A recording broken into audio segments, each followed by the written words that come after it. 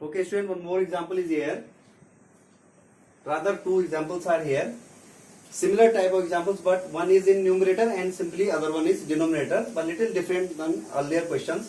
See here, fx is equal to under root 9 minus x square, and then you have to find out domain for both the functions. See student, here I already told you to find out the domain of this function or to find out the input, that is the value of x.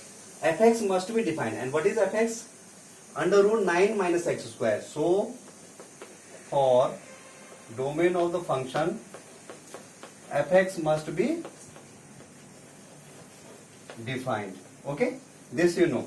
And fx is defined, it means fx has got, will get the real value or valid value if under the square root this value is 9 minus x square, this is greater or equal to 0. See students, here I am writing here greater or equal to 0. You can ask me a question here that why this should not be negative. See student, if anything under the root, suppose that is negative value, this is not a real number. Actually this is a complex number, and this we will study in next coming chapters, and this is not a real value. So square root of any negative number cannot be defined. Actually that is a complex number. That's why we are always taking any quantity which is under the square root, that we are taking either 0 or greater 0, because 0 is also a real number and square root of 0 is 0, that is a real number or positive value, and square root of positive value is always a real number. That's why we are not taking a negative value here. So see here, if this is greater or equal to 0, this implies, see students, sometimes what we do often, we used to write this just like this, and we simply write 3 greater or equal to x. This is again wrong, because this is an inequality. Don't do this in practice. Okay, simply you try to shift this right side and you take this value as positive. After shifting to the right side, you are taking square root both sides. Now you are getting here 3 greater or equal to 0, which is totally wrong, because this practice is not valid for an inequality. So actually what we will do for this, we will factorize this. We will make linear factors of this, what we have already done in lower classes. So we will get here 3 minus x into 3 plus x greater or equal to 0. Now student, here simply you can say here that now we have two linear factors here. So we will try to solve this again using interval method or method of interval. What is actually, if we will put 3 minus x is equal to 0, we will get x is equal to 3. Here if we will put x is equal to x plus 3 is equal to 0, we will get minus 3. So we will take here different interval and we will see the value of x. So from this we will get minus 3, and from this we will get 3, and this will be infinity. Now again, as we have done in the last question, see here we will take different interval from this and 3 interval, and we will see in these 3 interval which will be satisfying this condition. Means the product of this expression must be greater 0, positive value. So see here student, suppose we are taking first interval, this one. So let me take any value between minus 3 to minus infinity. Let I take x is equal to minus 4, which is between minus 3 and infinity. Putting x is equal to minus 4, what we will get, if I am putting here x is equal to minus 4, this become plus. So first interval become positive. If I will put this minus 4 here, this become negative, and overall this become negative. Okay, again let me take this interval minus 3 to 3. Let I take randomly any number between minus 3 to 3. Suppose I take 0 between minus 3 to 3. So let I take 0. So putting 0 here, I will get here 3 minus 0, that is positive. Again, if I will take x is equal to 0, this become positive. So overall I will get a positive value. I think you understand this up till now. Now for this interval again, 3 to infinity, let I take any number between 3 to infinity. Let I take here x is equal to 4.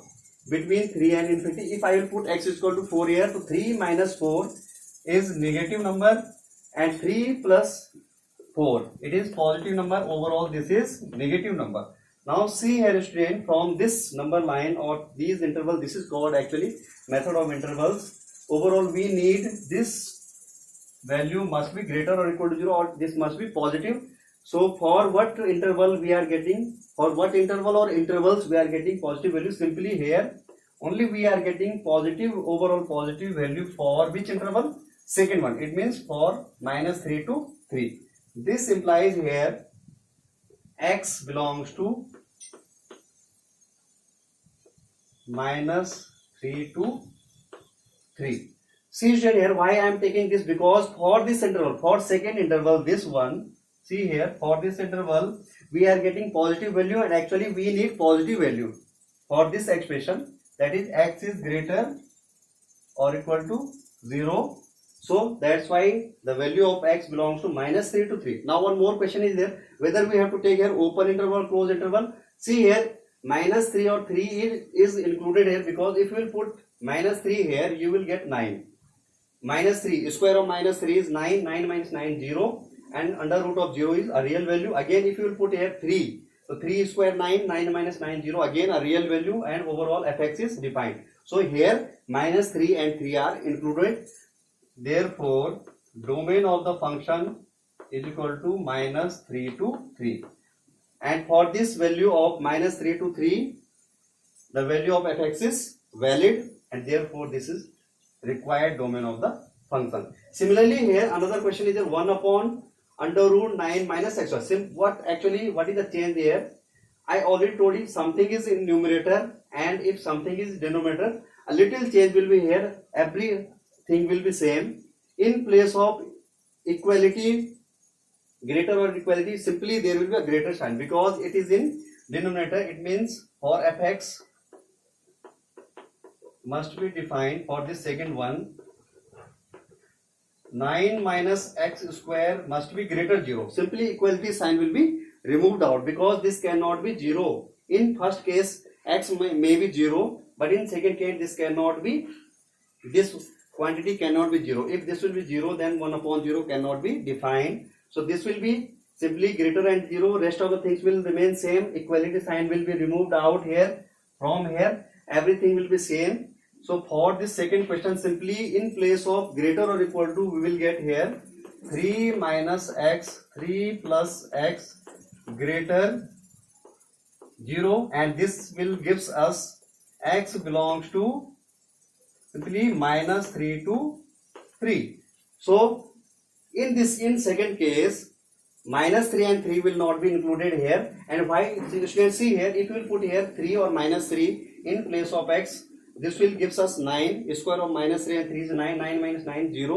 1 upon 0 is not defined. It means fx is not defined. It means -3 and 3 will not be included in the second case. Okay. So simply therefore domain for the second one will be